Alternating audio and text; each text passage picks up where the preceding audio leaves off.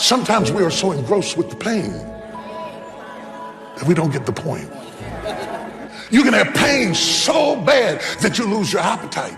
You can have pain so bad that you stop eating and you stop talking and you stop believing and you stop smiling and you don't have your personality because your pain is stopping you from being who you are. If you take a minute and look at your life, every time you're about to step into new territory, all hell breaks loose and sends a storm to stop you from getting there.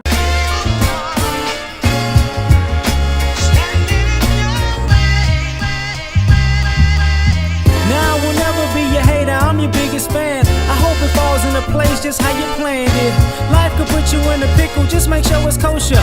Lean on me like Bill Withers until you smell the roses. What's happening, fam? L.A.R. movement still moving. Subscribe or die trying. You see the thumbnail, you see the clip. Pain, man. Thank you for that. T.D. Jakes, Pastor Bishop Jakes, whatever. I forget it. Bishop Jakes, sorry. The reason I'm talking about this is because actually right now, my back is killing me. You know what I'm saying? I've done videos back killing me, hands killing me, whatever, but you can get through stuff like that. But I started thinking about just life and in general, myself and people I've interacted with who've went through a lot, whether it be physically, mentally, emotionally, spiritually, and how, as he said, they couldn't hear. I couldn't hear. I learned that lesson early though, but that, pain will make you go deaf. Anger can make you go deaf. One of the things I learned early on in life was you have to go through whatever you're going through while you're going through that same emotion. So if you're working, if you're angry, but you still have a job to do, you have to work through the anger while you're doing the job. And if you take your anger out or your depression out or your sadness out or your pain out while you're working, it only makes the situation worse. Now, instead of having one bad situation, you got two. So, that's an issue. But then I thought about, you have conversations with people and people can't hear you. What they've been through or what they're going through is on them so heavy that you can be telling them the solution, but they can't hear you. They just like they're focused on that pain. They're focused on it to the point they're trying to vent and get it out and just let everybody know what's going on, or say this and say that and say that. But you're like, yo, here's the solution.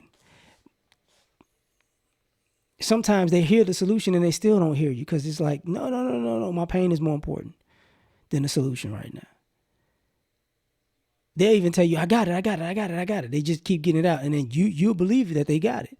And then y'all go y'all separate ways. And then the pain and the situation gets worse. And it's like, I don't know what's going on. It's like, I gave you the solution when you said you got it a week ago. What happened? You ain't tell me nothing. You ain't do nothing? Oh my God, you didn't even pay attention. When he said, pain could change you. There are things that happen to you in life that can alter who you are as a human being. You used to be fun loving, now you're not. You used to be witty, now you're not. You used to smile, now you don't. Because whatever happened, it changed you. And it didn't change you for a moment. It might have changed you for the rest of your life. And it might be a search just to find who you were before that, if you want to. Sometimes something can happen to you so bad that you don't want to be who you once were, even though who you once were was probably a better person. You look at that better person as naive or weak or soft, or if I was myself again, this would happen again, so I'm never going to be me again. It sucks. You know. And then we got to talk about, like, some people get addicted to pain. You can get them out of a painful situation and they'll run right back to it.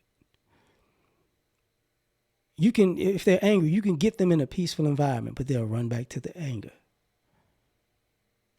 You know, you can take a person out of dysfunction and put them in a functional environment and they work their way back to dysfunction. Because they can't see themselves. You know, they've lost who they were. They see themselves through the lens of pain, through the lens of anger, through the lens of dysfunction. They can't see them outside of that. So no matter what you do, it won't help. You know, then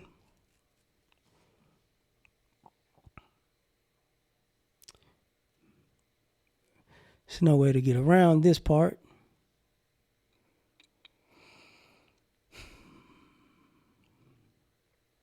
Using TD Jakes as a reference. Sometimes people's religion have them addicted to pain. Not saying anything about TD Jakes. I'm just saying that sometimes, you know, you have people who go, who are, God's testing me. God's testing me. God's testing me. And they get tested their whole life.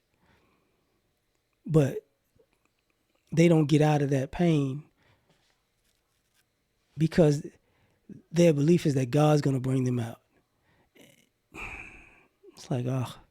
And then some people go, you know, God, why are you doing this to me? Like, man, every time I take 2 steps forward, you push me 3 steps back. What are you doing to me? And you have a love-hate relationship with God. Because now you might think that God likes to see you in pain. You know what I'm saying? People don't go from victim to victor or you know, from agony to extraordinary. They don't do it anymore. They do it, but I'm just saying in a sense, they don't do it because they blame God.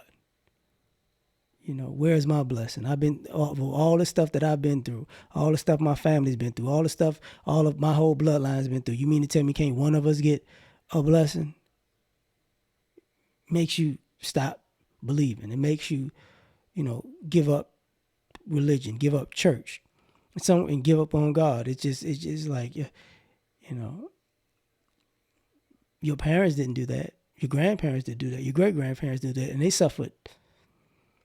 Because it was something else. Their attachment to God wasn't into pain. You know, it was into faith and belief and love. Somehow you lose that, you know. But people change.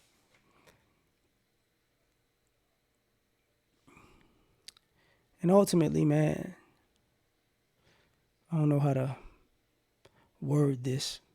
I'm trying.